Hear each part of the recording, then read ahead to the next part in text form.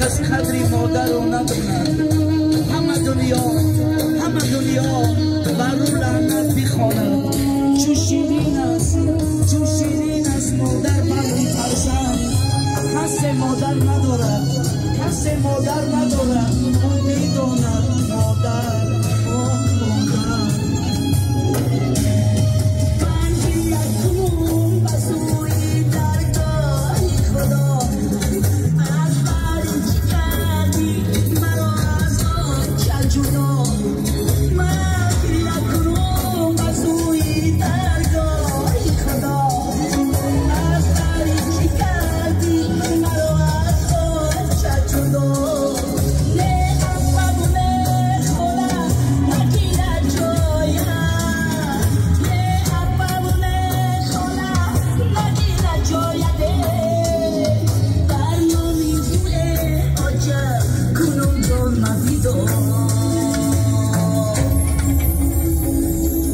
از رفتن تو گنچه علمدار شدم.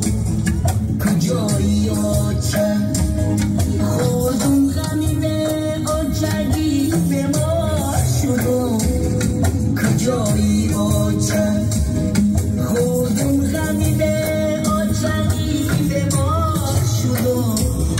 کجایی آچه من بچگی بنار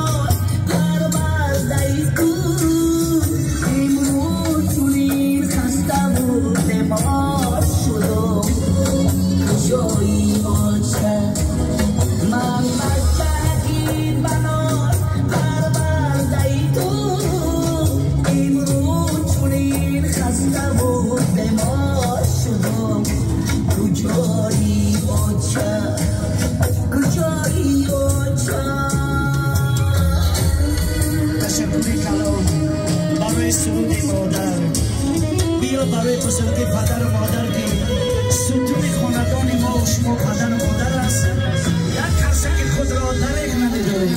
سلامت باشین، نوروزتون مبارک شود. برای بزرگی اکل مرادی جان از سفلا جان که تشبوس بود که همین روز نوروزی را تشکیل کردن. یک کسی که بردوام 30 ماه 11 شود.